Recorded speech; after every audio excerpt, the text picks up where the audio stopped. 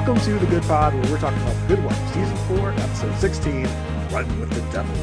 I'm one of your hosts, Jason Reed. With me, the woman who need to figure out a subcommittee to move the Good Pod production out of Chicago into Baltimore, Marissa, a.k.a. Mar Garza. Mar, you good? See, it doesn't even sound good to you when you say it. Like, that's what I have to say. I'm good. Are you good? I'm good. Good. Good. Here we are. Like, bruh, this episode of The Good Wife is so important. It's so is like big. A milestone. Yeah, for sure. Yeah. It's a really interesting episode that gives us a lot of new characters that are going to be in the zeitgeist of the good verse for a long time. Yeah. And also, like the whole good verse. All of it. Yeah, it's also a really good episode, like just in general. Great episode. Good. We got it. It's a win. It's a Lamont Bishop joint, which all the Lamont episodes knock them out of the park, and this one is no different. So let's get started. But before we get started in earnest, we want to remind you of some free and easy ways you can help this podcast. You can do that by rating, reviewing, subscribing, wherever it is you're listening and or watching. If you do all those things, it helps to get into the eyes and ears of more people that would appreciate content like this. You can also just email us at thegoodpodfeedback@gmail.com if you just want to talk to us about any and everything, the show, just us in general. Just any thoughts you want to share out there, we'd love to hear them. You can also help us out by going to buymeacoffee.com/goodpod and donating any sum you would like to help us out with the production and the publication of this podcast. We would greatly appreciate any and all of those things, free or monetary. We would love it if you did any of that stuff. With that out of the way, Marissa, let's get into the episode. Okay, before we dive in, just a little Marissa history teacher moment. Ooh, yeah, here we go. Well, it's not that exciting, but I would just encourage everyone to pay attention to the legal maneuvers used in the case that we discussed on the show, and then maybe try to apply them to the legal maneuvers of, say, maybe the president of the United States. That's all I'm saying. Just like keep it in mind. If you're in college and listening to this, hi. But also great paper. You can totally write a great paper about how this episode maps a lot of the legal theory. But yeah, I definitely was watching that as we go through this episode. And also this episode started with a previously on, which we very rarely get, which was to remind us, because I don't know about you, Jason, but I 100% forgot what Bishop case we were working on this entire time we were talking about Bishop. So it was good that we were reminded that he was in jail for killing a CI. That was a good reminder for myself. Yeah, because I mean that was quite a while ago. Yes. And I mean the man has not even been like given a preliminary trial. That was quite a while ago. So that kind of shows you also how like part of the justice system works. Like, yes, we suspect you of something, we want to sit you in jail for a good while. Well, definitely, like depending on who you are and what's going on. Okay, so this case kicks off in the hallway before we even get into the courtroom, because we are introduced to our opposing counsel. Alicia's on for the defendant, obviously representing Bishop, but representing the government of the United States. It's none other than Liz. I forget her last name. Liz Lawrence, aka friend of the pod, aka queen of our lives. Audra McDonald, who, if you are a fan of Broadway, you know Audra McDonald, that's for sure. She is a huge Broadway queen. Good job. Well, listen, I'm not a Broadway person. I know. So, but Audra McDonald, you may also know from The Gilded Age, who, you and I love us some Gilded Age. Peggy's mom on Gilded Age. Forgot the character's name so right now, but Peggy's mom. Peggy's mom. So Peggy's mom. So Peggy's mom on Gilded Age. She had her own show, Private Practice, which if I recall correctly, is a spinoff of Grey's Anatomy, right? Correct. You are correct. Yes. That's how long Grey's Anatomy has been around. It's going on like 30-something seasons. It had a spinoff called Private Practice that lasted a good many seasons itself, that came and went, all while Grey's Anatomy has been going on. So she's also part of that cast. And I think for our purposes, most importantly, listen, if you're just rewatching with us, Liz is the future, right? Like, because Liz is going to be a huge part of the second Good Wife series called The Good Fight that will come a few years after this episode aired.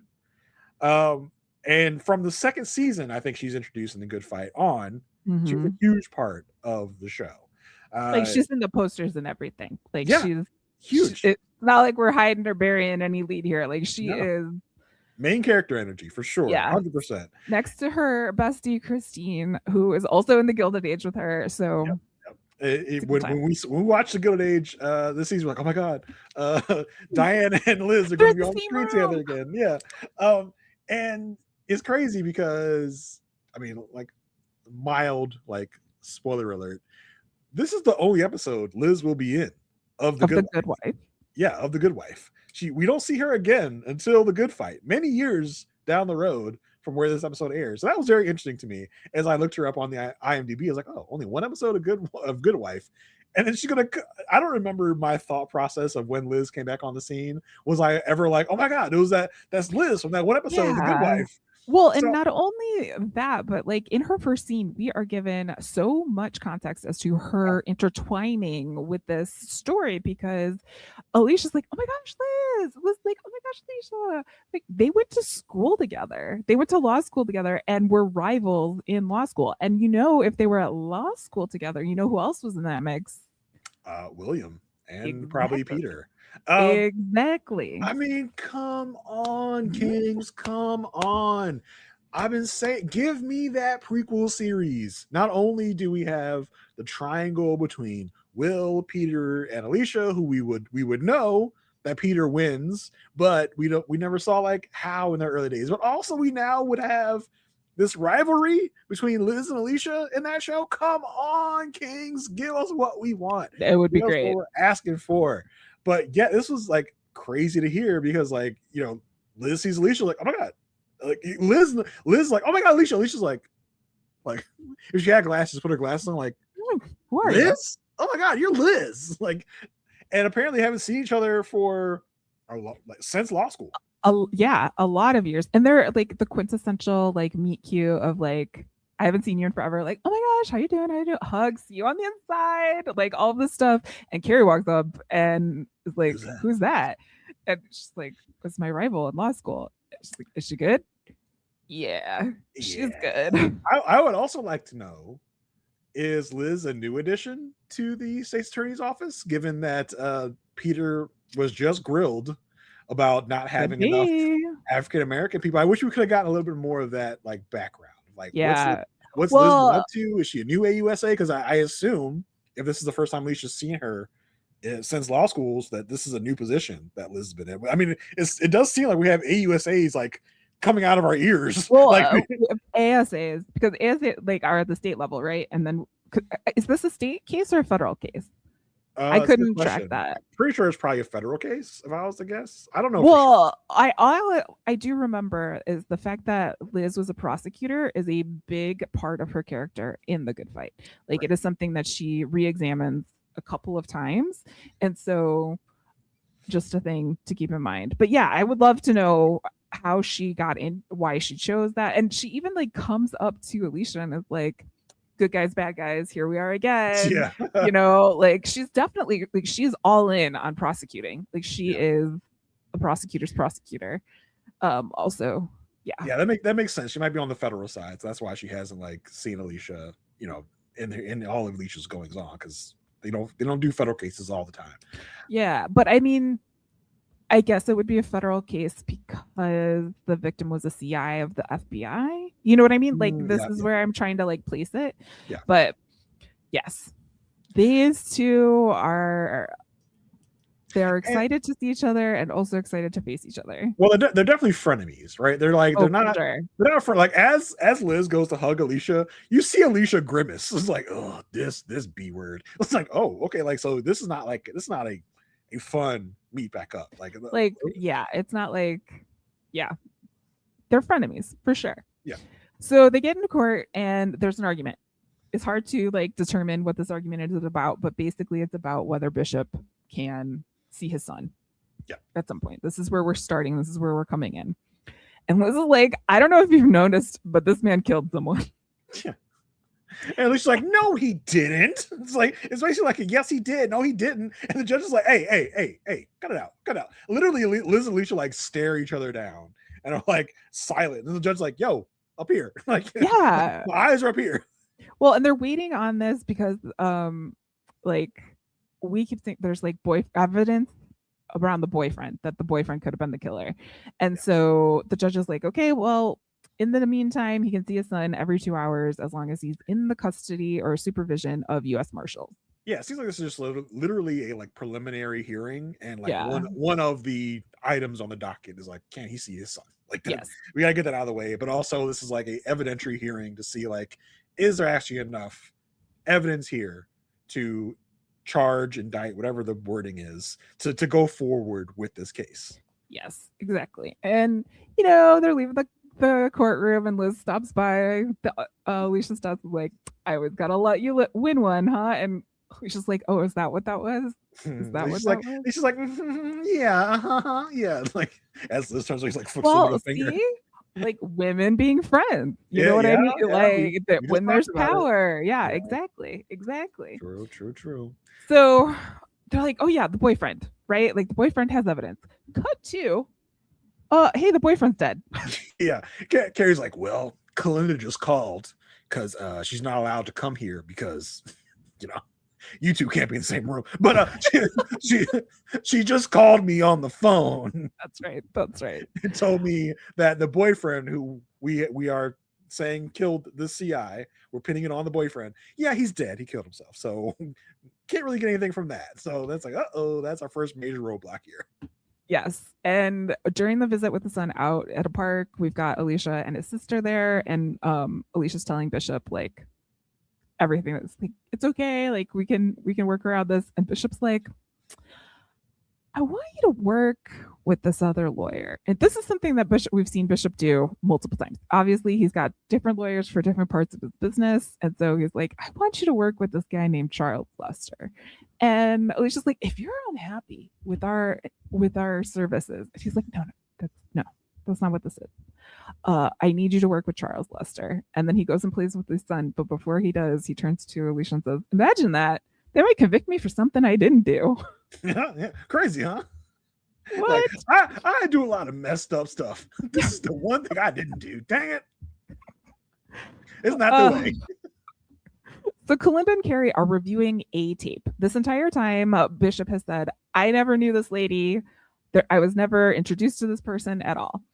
This tape was from 3 months before the CI Christina was murdered, and it clearly shows Christina and Bishop in the same room.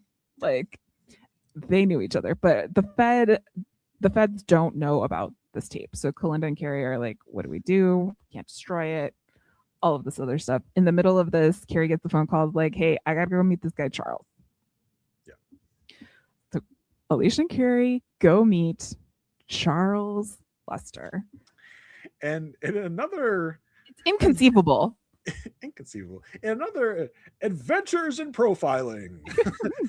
Carrie and Alicia come into the waiting room like, oh, must be the black guy, right? Must be the black guy in a suit. Must be Bishop's lawyer, right? Black guy gets a black lawyer, right? Makes sense.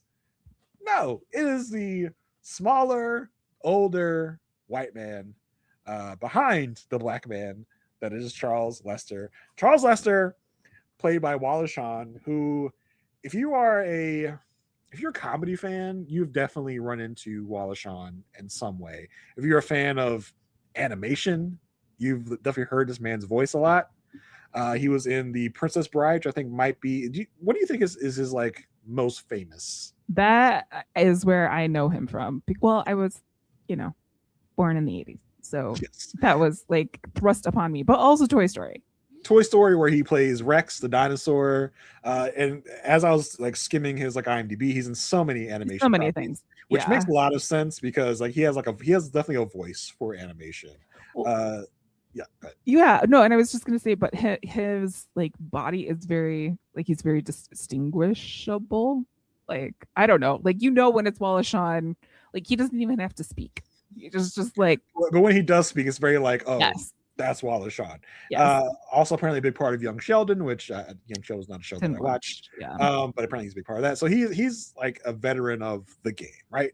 So, and Wallace Shawn will be from here on forth. Whenever we see Lamont Bishop, we're going to see Charles Lester. Yes, yeah, and it's really important to kind of see how he is kind of introduced here because he's introduced again. Like they're looking at him like you're Charles Lester, like you're the guy, for the big bad drug dealer, like. And he's and he's like, oh, you are so young, you two. I didn't expect you to be so young.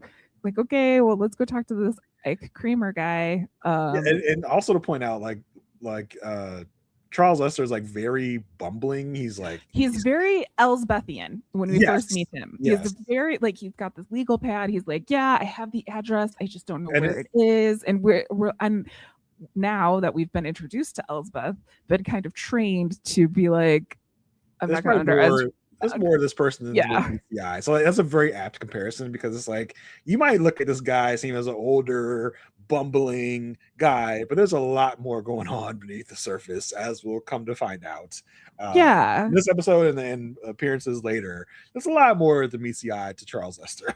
Yes. So the group goes to go talk to Ike, who works at the gym. Okay. Ike's like, I've already talked to the feds. I told them the truth. I heard Lamont Bishop say out loud in front of people that he would kill anyone who was skimming. And Alicia's like, kill like fire. It's like, no. Kill, like end their lives, kill. And we know that Christina was skimming. So this is what we got. Mm-hmm. And you can kind of like Charles Lester again, bumbling with his legal pad, doing all this stuff. Do you have any questions? It's like, yeah. What are the hours of the gym? Like, okay. And then what's that chart? It's about body weight. You care about body weight? Yeah, I do. So this was our first like client witness type of interaction. We're like, what is he here for? Like, what is his motive? Like, he didn't ask. Like, Elspeth will ask questions that are like out of the blue, but we can kind of see how they connect back in. The hours, the chart have nothing to do here. So it's just like, I don't know where he's going with this. Because they're very like innocuous questions of like just nothing basically. I do think it's kind of like to add to the allure of bumbling of like, yes, I don't know what I'm doing. I'm just asking these questions. What do you mean? It's just like, this guy is out of it. This guy's crazy. Just to kind of mask what he might really be. Yes. All right. So we go to court. Ike's on the stand. It's like Alicia and Liz, they're going at it, doing their, one up each other. And Liz asks, okay, so Ike, did you hear Bishop say he would murder someone who was skimming?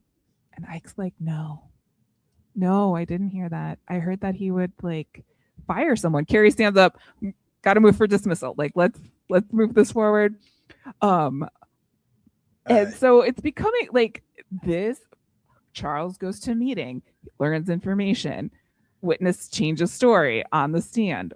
We don't really know, like both Alicia and Carrie are like, I don't know what's going on.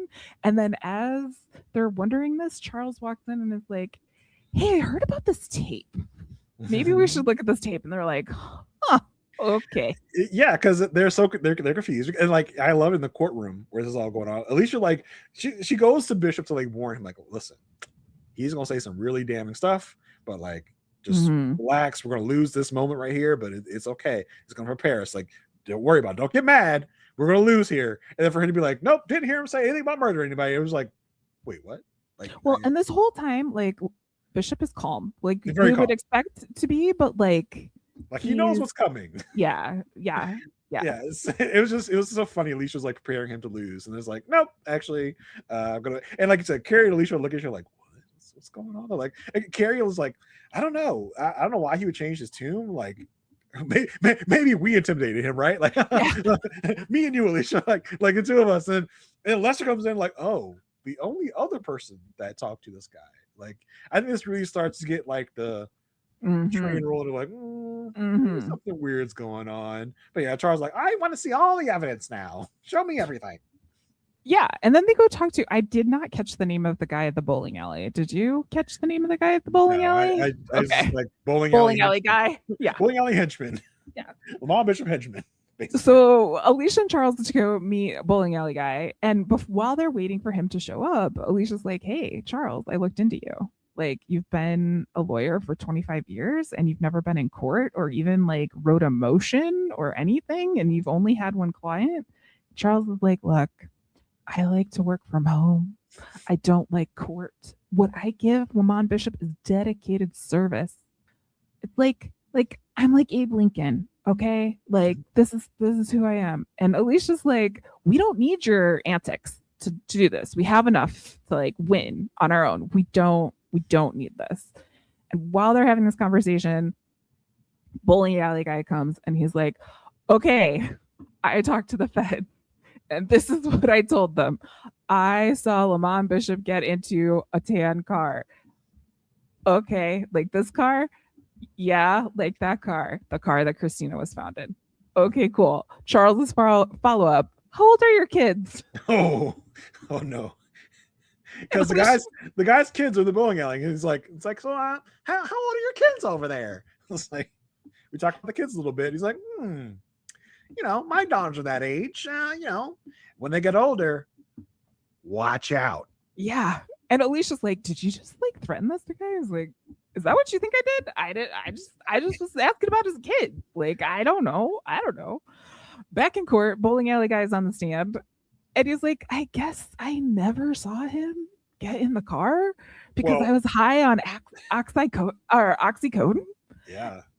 And Alicia's like, just looks over at Lester, and Lester's like, "I don't know. Like, don't ask me. You got to ask for dismissal."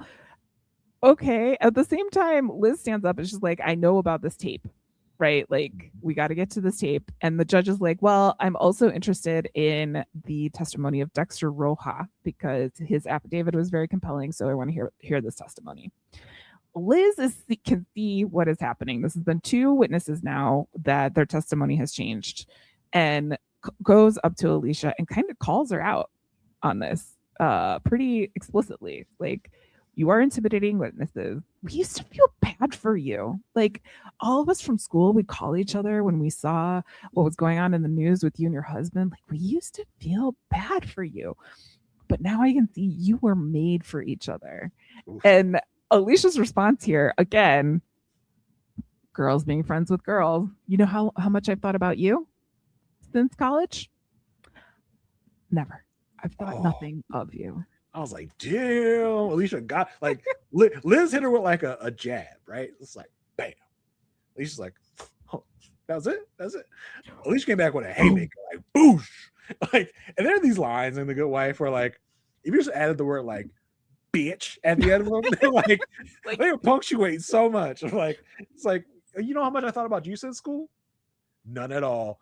Bitch." It's like, oh snap.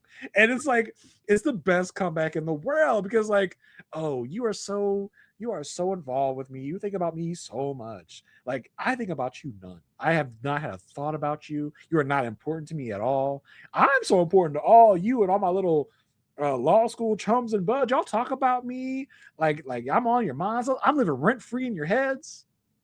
I didn't remember who you were until I had to like really think about it." Like, it was funny because we did see when Liz comes like, "Alicia," and Alicia's like, "Hold up, who? Oh, who? Liz, that's right. Let me go back to my memory banks. I had to think about who you were. You didn't have to think about who I was because you think about me that much." I was like, "Ooh, yeah, that's good. I love that." Yeah. So Alicia and Charles go visit Bishop in jail, and they're like, "Yeah, we make a good team. We're working together." And Bishop's like, "Hey, Alicia, there's like another matter I need to talk to you, Charles, about." And she's like, "If it's about the case, I should really be." He's like, "No. It's another matter. It's another matter." You worry your pretty little head about it. It was like pats on the head, like you can go, like you're good. Yeah, it's okay. It's okay. Judy, his sister, is also there, and he's like, what would happen if Dexter can't supply information to the Fed? And Alicia's like, well, we just like move to dismiss. Like that's what we would do. Just hypothetically. Like let's just say this whole Dexter thing didn't get him incarcerated. Like what would happen? Like, oh, he'd be free to go. So you mean like he'd be free to go and like get his son and everything? Like just hypothetically. Hypothetically. Like I'm just saying, he'd be free with his son, and I wouldn't be his guardian anymore. That's just what happened. Okay, just for no reason at all. I'm just asking. Well, before the conversation could go any further, Alicia's pulled away because she's got a phone call. This phone call brings her into judge's chambers. Again, the judge here is BB Newer. She is BB Newer-thing her best here. Being incredulous and sassy at the same time. Yes. And Liz is in there crying. Like she is crying and telling the story about how she was followed by a car. And when her husband went out there, they drove away. How a man approached her son and asked her when is mom going to pick him up from school, and maybe, your mom's working too hard to try and get there for your birthday, all of this stuff. And judge is like, but you told the DOJ, right? Like you've got protection. And Liz is like, yeah, that is not the situation I'm here to really talk about. It's like, what's going on here? So the judge turns to Alicia and is like, did you know anything? And Alicia denies knowing anything, even when asked about the question of intimidating witnesses. I mean, it's technically not a lie. Right? She technically has no overt knowledge. She's not to my knowledge, which is it's true. It's true. She has suspicions, right? Like she has no real evidence of this. She knows the same thing that Liz and the judge know, right? She has thoughts. It's kind of like everybody knows it, but no one has proof. Right, exactly. So I mean, Alicia knows the same thing they know. So it's not like she can give any new relevant information because Alicia thinks the same thing. He's probably intimidating people. I don't know how. I don't know when. So I can't give any more information. So I don't give her too much guff for this because like she doesn't. No, I know. She suspects like everybody else. Well, and yeah, so she answers honestly, but then Alicia goes and she's like, I am appalled by what is happening here to Liz and her family. But, we have to also think about the other cases that Liz is working on. And, the judge reminds her like, hey, if you know anything, you're subject to arrest. Do you understand that? And Alicia's like, yes, I do understand that. But Liz is not happy. She's like, you are a mother. Like, what would you do in this situation? When did you sell your soul? About 2 seasons ago. Like, whoa. So Charles comes to Alicia's office and Alicia just straight up asks, like, did you do this? Did you threaten Liz? He's like, I thought you didn't like Liz. It doesn't matter. What do you care? Like, I don't, but we don't need to play these tough guy games. It's like, I have just noticed this pattern that when you join a team, there's death and assassinations. And he's like, oh, kind of like Charles Sweeney. Well, Colin Sweeney. It's like, oh yeah. It's like, well, when you joined Colin Sweeney's team, a woman turned up dead. At least like that's not the same thing, and it. Come on now. Yeah, and she's like, listen, we got Dexter's testimony coming up. I want to handle it on my own. And Charles like, I don't think that would be wise. Like, are you threatening me? She's like, I'm just saying you were told, you were advised to bring me along. So they go to visit Dexter at the gym, and Dexter's like, yo, this is the finance guy. We've seen him before. Yeah, yes? he's every time we've had Lamont Bishop, this is like his head underling, kind of. Yeah. Like, Bishop's my boy, but I don't have a choice. They have my DNA. Like, I have to testify against him. And Yeah, well, they said his DNA or skin cells were under Christina's nails. Right, exactly. So they agreed in exchange for his testimony that they wouldn't prosecute in the case of Christina. It's like, yeah, we were sleeping together, but I didn't kill her. So meanwhile, which we'll talk about in a minute, there's been this whole like thing about getting a second investigator. So the second investigator joins the team at this point in this case, meets Kalinda, and Kalinda's like, not happy. Okay, you're here. Yeah.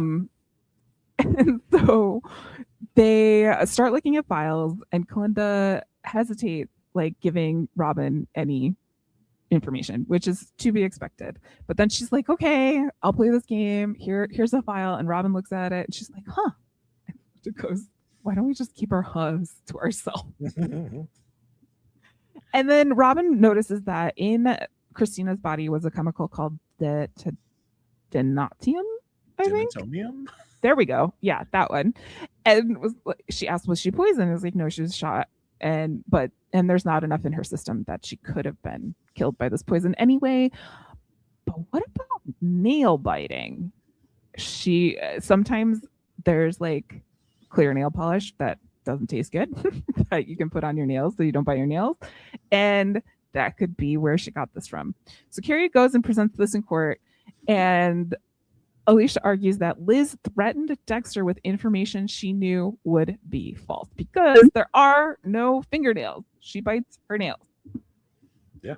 So it really shines a new light on all of these witnesses that Liz has brought forward that have all said things like, oh yeah, he was in the car. He said he'd kill people that were skimming. I'm like, has this been the play all along to like threaten these people with maybe false information about how to save their own skin, to maybe even testify falsely of things they saw or didn't see? Well, and Charles argues like we're being held to account for there to be intimidation in Liz's life, like to her. Shouldn't they have to play by the same rules? Now we definitely intimidated and threatened her family for sure. but they also shouldn't get away with it too. Like, yeah, we were just able to do it and not get caught. They did it and got caught. Okay. Yeah. I do love, like, it's like Charles this whole time has been like cool, calm, collected. Hasn't really said much. He only speaks to Carrie and Alicia in courtroom if he needs to. But then he got up. He's like, we are being accused of intimidating, and they are doing the same thing. Shouldn't they be held to the same standard? And Bebe Newirth is like, yeah, like actually that's very true. And then she's like, and also like, unless there are any other witnesses, like we got nothing here. I'm gonna have to move to dismiss this case. And Liz is like, you got the Bebe Newirth has a gavel halfway up and get ready to strike it. Liz is like, actually, we got someone else. And you knew like just how Liz like presents this to the court. You could tell she was holding this in her back pocket because she says, well, we disagree with your judgment, Judge. We do have one more witness that we think could sway you. And oh, by the way, it's Judy Bishop, Lamont's sister. And Lamont is like, this is wrong, Judy, don't do it. But like, you shouldn't be doing that, Lamont. Don't be talking to her. But how could you not? Like, betrayal. So Judy goes on the stand, and basically the whole reason for putting her on the stand is to negate Bishop's alibi for the night of the murder. So Judy's like, I was asked to babysit. He didn't come home on time. And while on the stand, Bishop's like, he's just doing that, or she's just doing this to get custody of Dylan. And Gary's like, yeah, didn't you write this character letter during the divorce, which we saw a couple seasons ago? Before the wife was mysteriously overdosed on drugs? Yes. Yeah. And they're just going to get regular divorce before Bishop may or may not have had her killed? Yeah. Remember that? Remember when you wrote the character witness in that situation? And Carrie then draws a conclusion in front of the court that maybe custody was promised for the testimony against Bishop in court. And this gets Judy basically like to break down on the court. It's like, you are hurting Dylan. I'm just doing what's best for him. This is going to hurt him. So Alicia moves forward to ask for like time to ask for a rebuttal because everyone can kind of see like this is bad for Lamont. Yeah. So Kalinda and Robin, new BFFs, go to the horse farm because part of Bishop's alibi was that he was at the horse farm to a certain time of the day. I think it was like 9 p.m. or something like that. Yeah. So they go and ask someone and like, hey, did you see him around here? They're like, no, we leave at 6. And Robin picks up that even though the cameras weren't on, the gate has a timestamp that could help them in the situation. So they go and ask Bishop about the gate. Like, hey, we noticed that there was a timestamp at 8:32. Who did you let in to the horse facility? Well, Lamont at first is like, nope. Was there by myself. No one else there. They're like, oh, well, we have these gate records. He's like, oh, that. Well, and they're pressure. They're like, listen, you got to name this guy because otherwise you're going to lose your son. He's like, but I can't because we can't ever say that this meeting ever happened. Yeah. It's one of those. Yeah, it's probably another bad guy who I probably shouldn't be associating with. So I can't really say that I was associating with this other bad guy because I'm not supposed to be a bad guy, but I'm a bad guy and I associate with other bad guys. So if I let people know I'm associating with this other bad guy, they're going to definitely know I'm a bad guy. And he turns to Charles and is like, what do you think I should do? And Charles says, I think you know what you have to do. And the next scene we see is Charles visiting Judy. He's kind of like the Grim Reaper, right? Like you see Charles at someone's door and you know what's going to happen.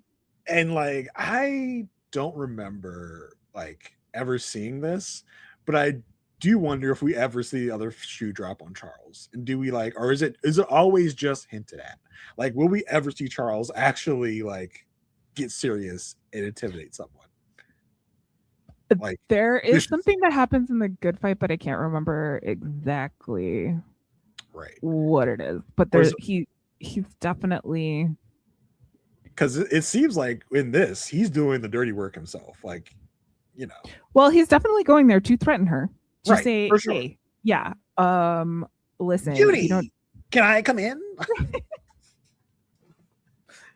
So so he goes to visit Judy. He arrives at court. Alicia arrives at court. He's like, Alicia, you look so well rested. Like, yes, I stayed up. Like, I found precedent to knock Judy's testimony out. We're gonna do this the right way. And Charles is like, don't tell me anymore. You've convinced me. Well, Alicia's going like into her whole spiel. I found this case, and Charles like, I don't need it, because Charles knows what's about to happen. He's like, just save it, just save it for court, okay? I don't need to hear all of it. And Alicia is like primed and ready. She's like, even though Liz isn't here, I have a motion to rebuke the testimony of Judy Bishop. And the judge is like, listen, don't even waste your time because she's already withdrawn her testimony. Liz is not there. Therefore, there's not enough evidence. Bada bing, bada boom. I thought they were going to come in and tell us that Judy was dead. Yeah, like, I know. I didn't know where that was going. Because the judge came in like super somber of like, Liz didn't even bother to show up.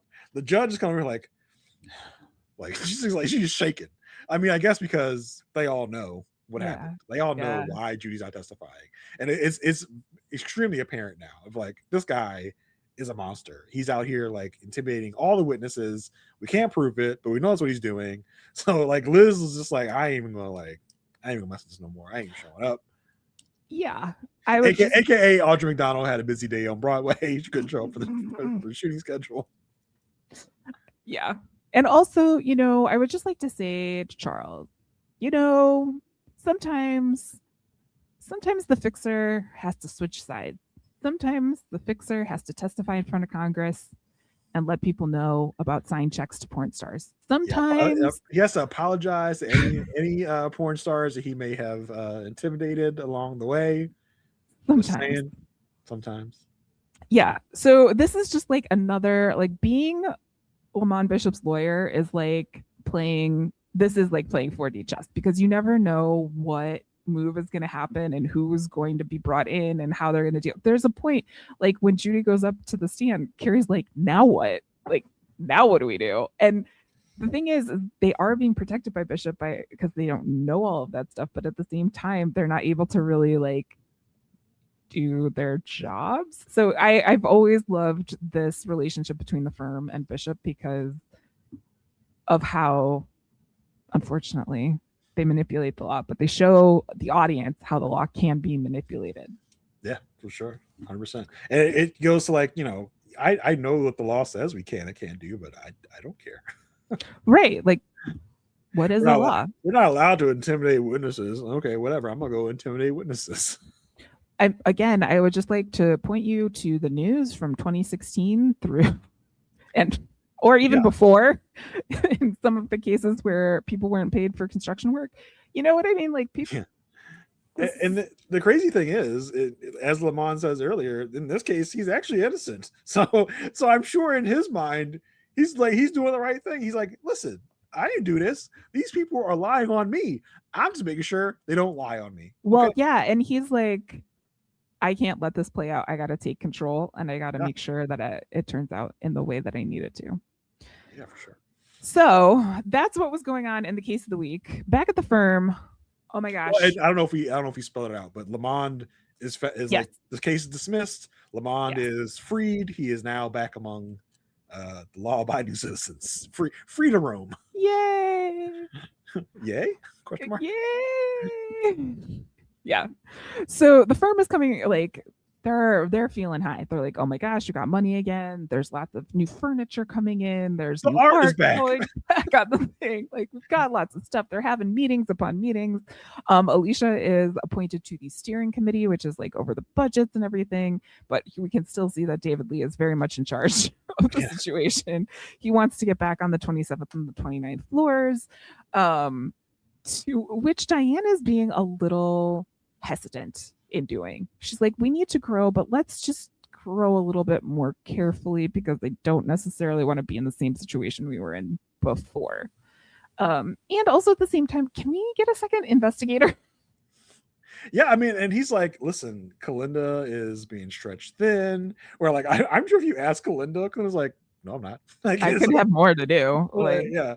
Well, like, she's not getting paid. Like, if you pay her more, she'll do more for sure. Right. I'm sure if you ask her, she's like, I'm fine. I'm getting paid for all these things I'm doing, so I'm fine. I don't need nobody coming in and getting more of my business that I'm doing in this firm. And so I'm kind of surprised that Will is for this. He's even like, suggesting it, because I mean, I know that Will and Kalinda are buddies almost as much as Kalinda and Alicia were, but yeah, the prospect is brought up of like, hey, let's get a second investigator because we're trying to grow, we're trying to get more stuff done, so it's going to be more work than only one investigator can handle. And we see Alicia, who good play, Juliana Margulies, good play. You wanted to get a storyline there, like, oh no, I don't want my friend Kalinda to get to have another second investigator here. All the while, you're like, no, we need to bring in someone else that could take Archie Bajabi's job. Well, all the while being like, I can't be in the same room with her, but I don't want her to get fired. No, not even that. Like, I need to interact with an investigator. It just can't be. Right, exactly. Well, we had that vote going on, and then the vote about the floors was tied. So they decided, let's have a subcommittee on that, and let's have a subcommittee on the hiring. The vote on the hiring, everyone's is except for Alicia. But she gets put on the committee, the interview or the floors. Yeah. She gets, yes. Because everyone votes for a second investigator, except for Alicia. David looks at her like, oh, yes, the lone voice in the wilderness. How independent. Like, David, shut up. And we can kind of see that, like, Will and Diane they've always had different ways, but they have different ways, again, of trying to, like, put this firm together. But they don't have the luxuries that they have had in the past. Like, they kind of do have to come together. Will is basically calling Diane to get mad again. Like, I need that Diane. I don't like this like conservative, hesitating Diane. And Diane's like, I know our problem. We don't have a mission statement. So let's get one of those. Yeah. I also wanted I want to go back to the meeting where we're talking about the second investigator. Alicia goes, and she's like, I mean, we tried that before. It didn't work out well. And Diane goes, I think we could find a better fit than Blake. Poor Blake. No, not poor Blake. No, no. Poor Blake. No. Another fixer in Blake that did not go well at all. That's true. I just wanted to call that because that was funny. Like, oh, a callback to season 2 and Blake. Yeah, like we were talking about, like this is a really good show for lore and tying things together and callbacks and things like that. Like we can do better than Blake. Well, and Stearns is brought up a lot in this episode as well as being like a mentor to Diane. That's the only like reference she has in terms of how to manage a firm. So it's like Stearns had a mission statement. We need one of those. And they kind of are also again talking about how other firms in the city are going bankrupt. So they call Kalinda in and they're like, hey, we have this client. It's a restaurateur and he paid his bill on time. Oh, dun, dun, dun. It's like one of Stearns' first clients. There's only one reason someone would pay their bill on time is if they were leaving. Why can you go look into this? And also, by the way, like, did you hear from your friends at these other firms and are they looking for jobs? No reason at all. Just like maybe. I do feel like every episode we hear about a new firm that went bankrupt. Hey, did you hear about Garza Reed and Associates? They went bankrupt. I just know what I want to know from the production standpoint is like whose last names are those? You know what I mean? Like what are the shout outs that they're giving in the show? You hear about Burke, Feinstein, and whatever? They went bankrupt. Like every episode, there's a new firm that went bankrupt. Yeah. Yeah. So Kalinda is doing her thing, walking through the office, but then she stops in the waiting room and is like, hey, why are these people here? Why are these former cops in the waiting room? Yeah, what is going on? And meanwhile, there is an interview going on with an investigator. It's like, can you work with a woman? And he's like, I can work with women. I love the ladies and the ladies love me. And I was like, oh. All right, cross him out. He's done. He's done. But Kalinda goes and marches right into Will's office and is like, hey, am I being replaced? Like, we're expanding your department. She's like, oh, I have a department now. Like, I don't even have a desk. Like, I'll get you a desk. I'll get you a desk. Are they gonna like work under me? He's like, no, really? Not really. Well, regardless, I should be in these interviews. Like, I should be interviewing these new investigators. Who's making this decision? Well, like, don't worry. There are people in the room. I'm there. Alicia's there. Like, we are there to make sure that your interests are being represented. This is a good thing. You can get more prestige. She's like, yeah, that doesn't mean more money. Well, she's when people say more prestige, they usually mean less power. It's like, oh, yeah, good one. That is a good one. So Kalinda goes on her little investigation to go talk to DeLuca, the chef, and he's like, yeah, I just, I don't feel special from you guys anymore. And Kalinda's like, well, we offer a 5% discount for retainer. Like, yeah, I'm more interested in working with a smaller dog. I don't really want to work with a big dog anymore. And Kalinda puts two and two together that Carrie had called him when Carrie was on the I'm going to break out of here, start my own thing firm. And this guy was like, cool, I'll follow you. Yeah, Carrie was getting a little too over his skis, I think. And then that moment, he was like all full of piss and vinegar. He's like, I'm gonna ditch these people. I'm gonna go out on my own with Alicia. It's like, whoa. I think he talked a little too big for his britches in that moment. Yes, yeah. Meanwhile, Will and Diane are working on the mission statement. Diane wants a very we will do anything for our clients, and Will's like, yeah, who doesn't?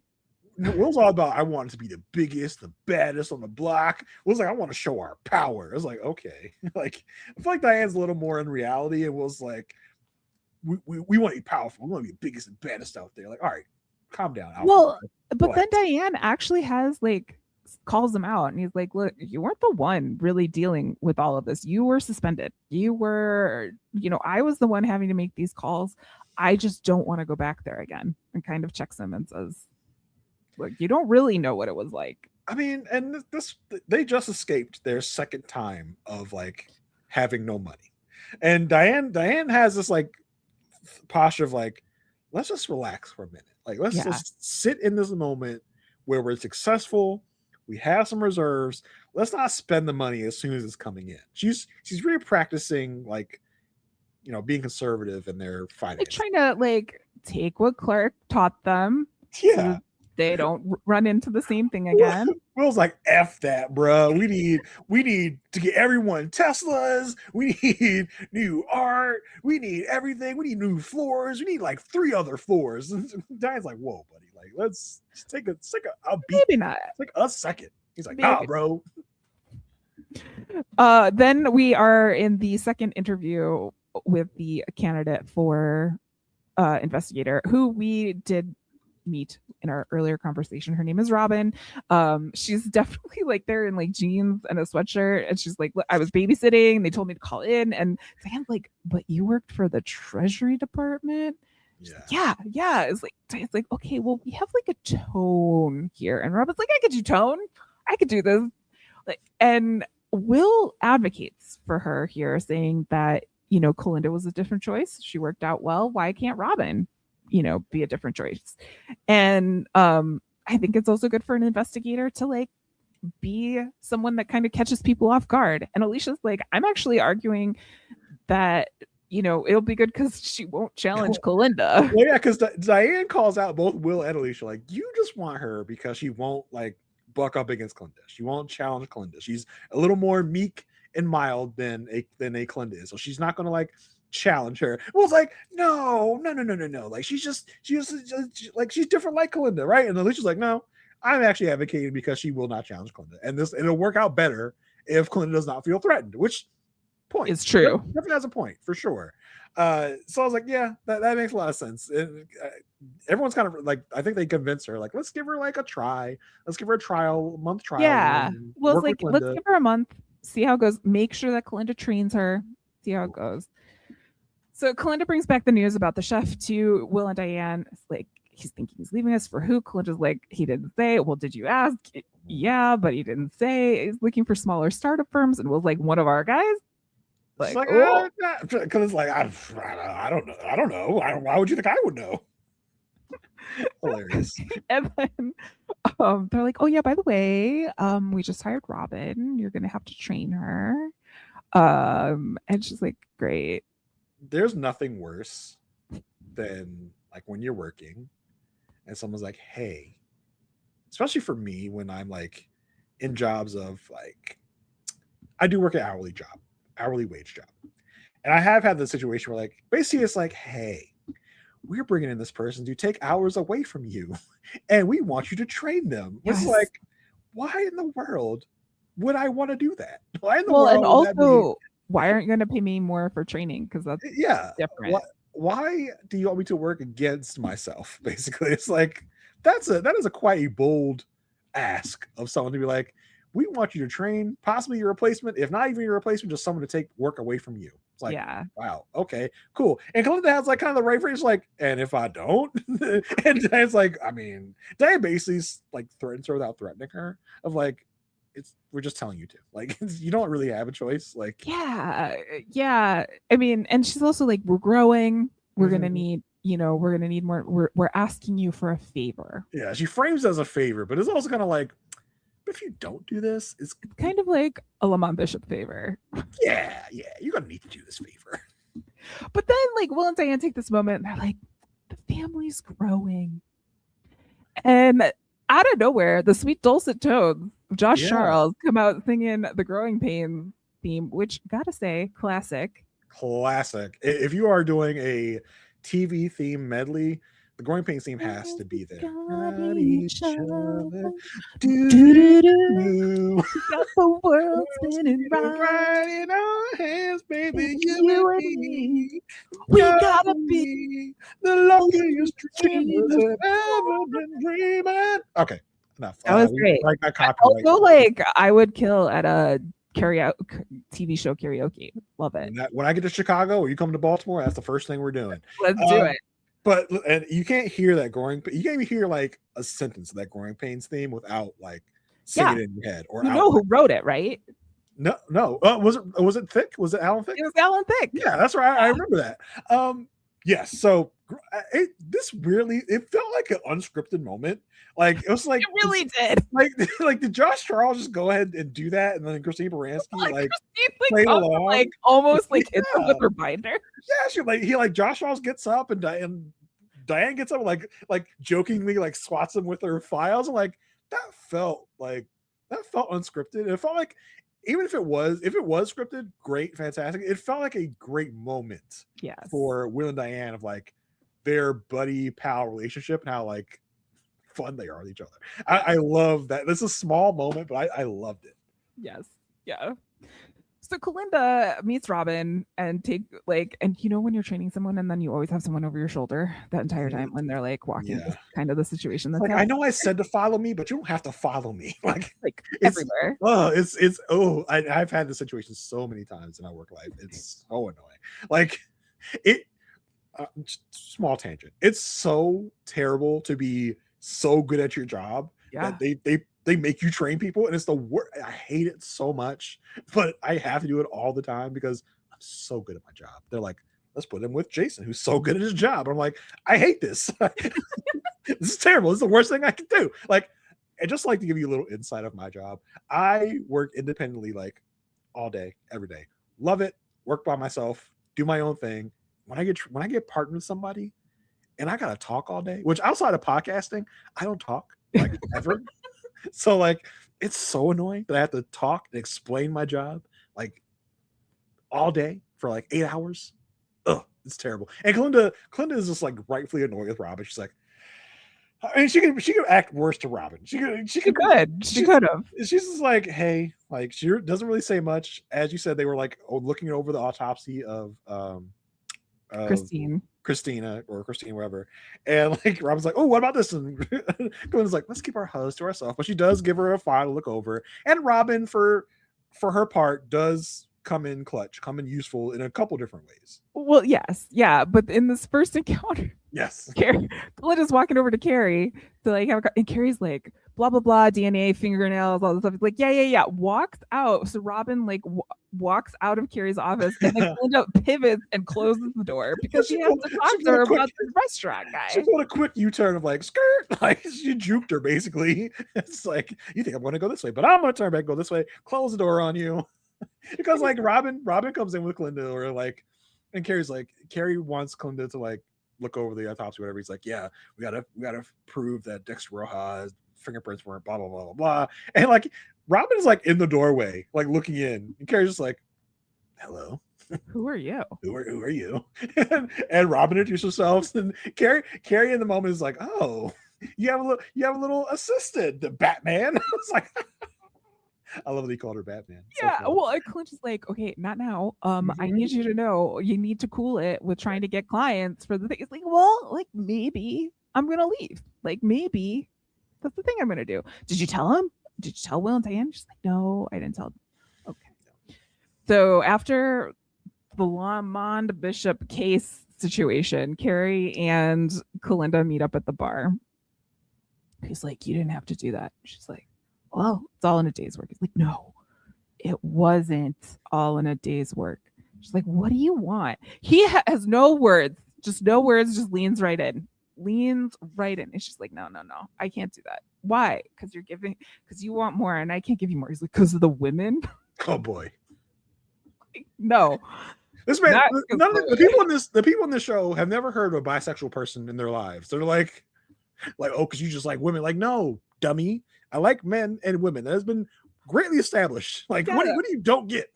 And it's like, it has nothing to do with how much capacity you have for relationship either. At the same, your sexual attraction does not. They're two different departments. They're two different worlds. So it's like, well, he's like, well, I'm thinking of leaving. So like, we could totally, do this. We might not work together soon. He's like, he's trying to do anything to make this anything. And he's like, she goes, well, why don't you say something nice? Like, you look great. The way your hair. And she's like, shut up. It's like, Carrie, come on, you can't do better than that. I thought you were a ladies' man, Carrie. Like, geez. But she does. All we see is she bites her bottom lip, and then the next scene we see is a very awkward. Hey. Yeah. Hey. Like this woman literally bit her lip. It's like, okay, that's quite obvious. All right. And so I guess we are to assume that they did the deed. did the damn thing, because like you said, the next day it's very weird. They greet each other. He like bumps her with his hip. He's like, hey. I said, hey, like as you would expect, Carrie is just like, after a night with Kalinda, he's just like, he's love drunk. He's like, yes. Hey. And Kalinda's cool, calm, collected as always. She's just like, all right, calm down, little boy. You got some, but let's not go overboard. Yes. Well, and also like we are at work. Like, true. Going back to Will and Diane to close this all out, Will kind of realizes, to Diane's point, like she did put up with a lot of the stuff while he was out, and we never really celebrated. We never unwound from this. We just kind of kept going from this whole thing.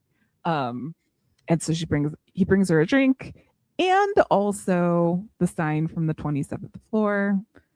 And that is like the key to Diane's heart and her vote in the situation. And she says, it can't happen again. It's like, it won't happen again. We're older. We're wiser. We know things. And that's what you said the first time you got in financial trouble, and then you did it again. Yeah. And she's like, I don't have to change my vote.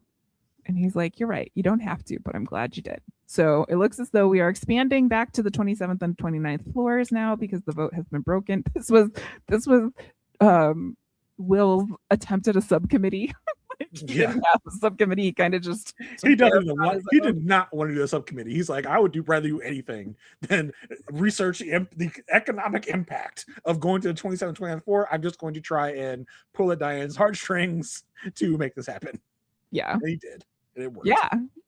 So we leave this episode with expansion. We've got a new investigator, and we've got a much more dangerous Lamont Bishop situation than we had going into this episode, and also the origin story of Liz, who we will talk about in a couple more years of this podcast. We'll get back to Liz in like a year and some change, I think, if I'm doing the math right. But great to see her origin story. I literally did not remember this was her origin story, so love it. I was very pleasantly surprised she popped up in this episode. I was like, oh my god, I did not remember that Liz even popped up in The Good Wife. So great introduction to this character that will be very important in the distant road. We met a character that will be very important in the not so distant road, in the more immediate future, and Charles Lester, who will be important in smatterings down the road. So very important episode with the characters we were introduced to this episode. Yes. Yeah. This is like, when people are like, if you only watch X amount of episodes of this show, like to fully understand it, like this is one of the ones I would point out for sure. Yeah, for sure. You also get like the weird chemistry between Carrie and Kalinda, and also like the Will and Diane dynamics. There's a lot. The only thing you don't have in here is Peter or Jackie or the kids, and I loved it. I'm sure that's always a one episode for you, is with the exclusion of all those characters. Now we've gotten the episode out of the way. Yeah, there's no politics here. I didn't even realize there's no Eli either, which I would always take some Eli over any of the others. Yeah, for sure. Were omitted from this one. But that's the episode. Marissa, do you want to give the good folks out there where they can find you and what you're up to now? Yeah, you can find me at itsmemarissag.com. I've got links to all of the things, including the YouTube channel for this podcast. It houses both Elsbeth and Good Wife and the Gilded Age, if you are like going back. So you can find all of our stuff in the same place over on YouTube.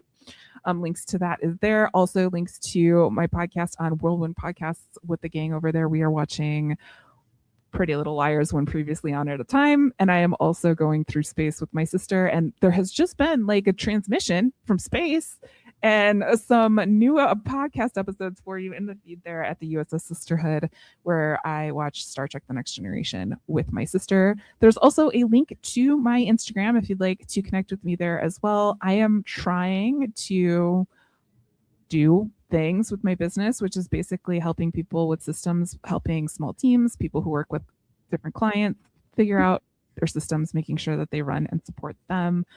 So if that is something that you're looking for outside of your podcast listening lives, you can find a link to my Instagram there as well. Jason, what's going on with you? yeah, you can catch me and Asia Welch talking about the show Married at First Sight over on our podcast, A Perfect Match. We are exclusively on Patreon right now talking about the former season 10, one of the best seasons of the show. So if that tickles your fancy, floats your boat, come on over, check us out. We have a great time over there. That's it from me. It's from good old Mar over there. And until next time, stay good.